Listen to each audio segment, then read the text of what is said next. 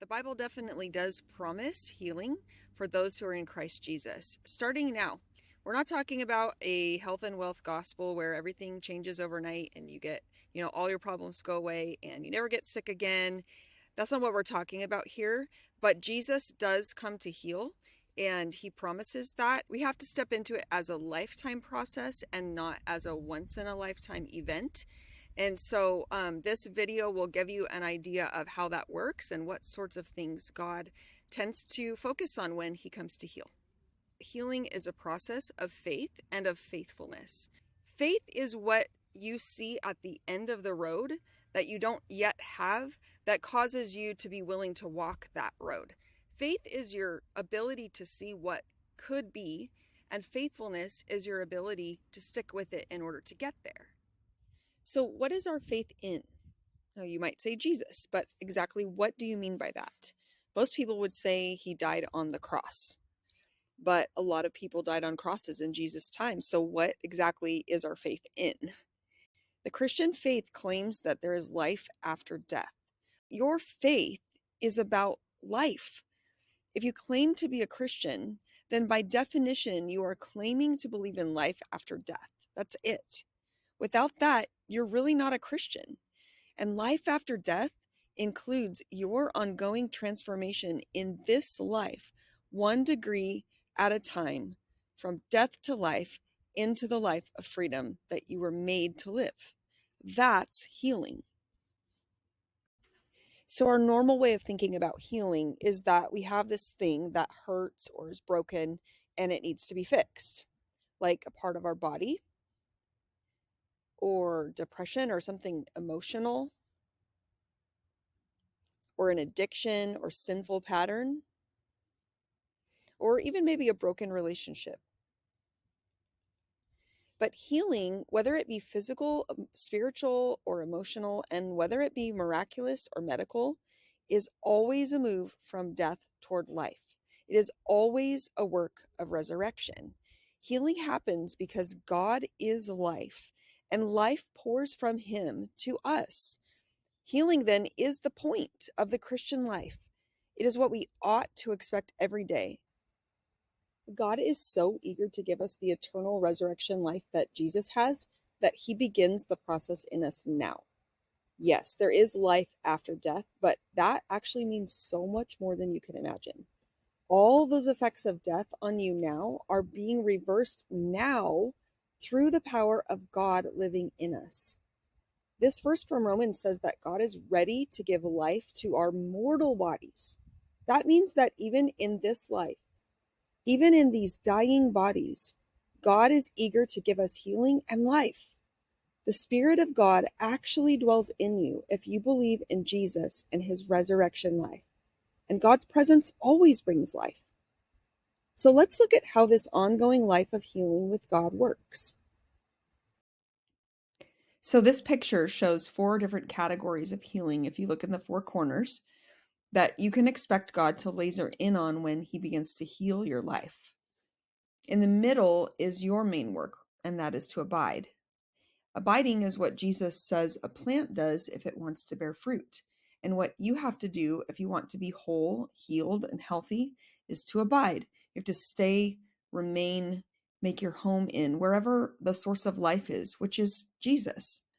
As he does the work described in these 4 rectangles, your work is to not get up and run away.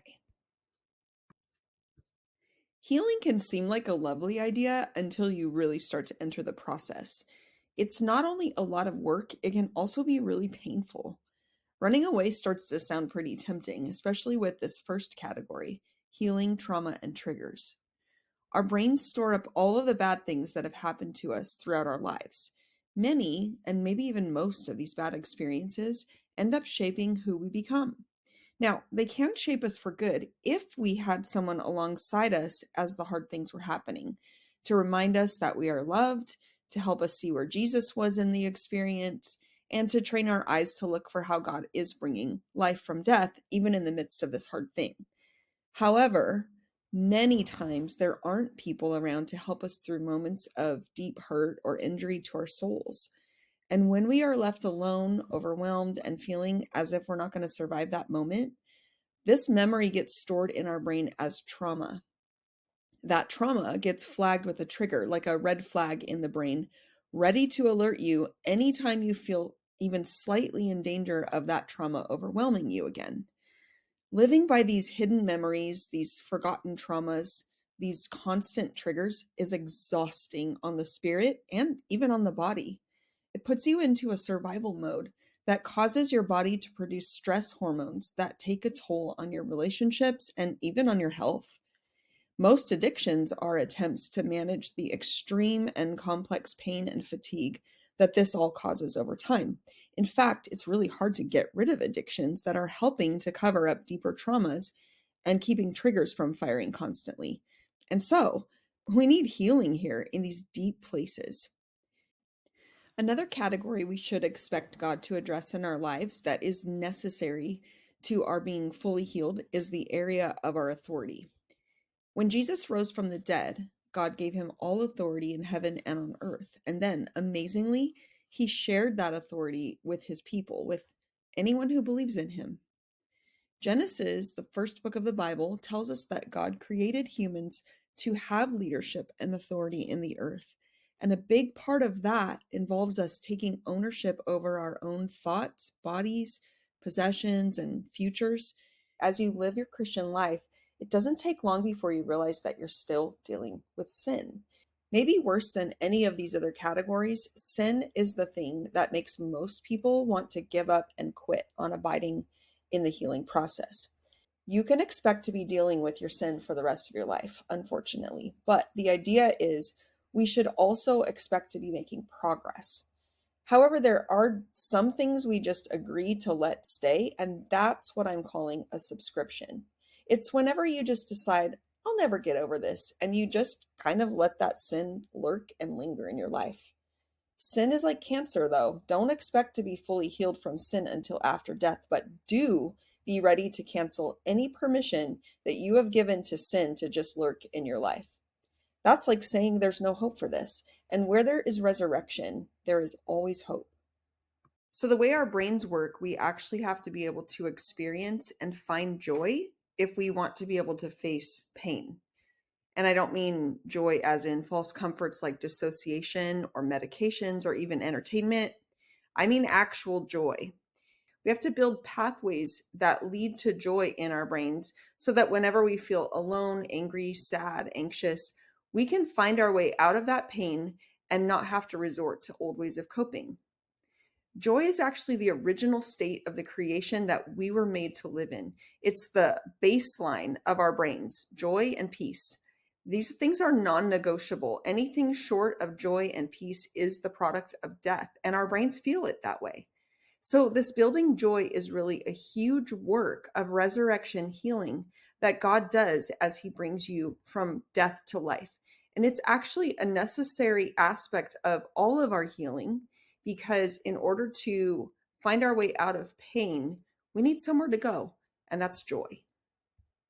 I want to leave you with these words from Ephesians that describe every aspect of the love and healing work of God from your past, present, and on into your future.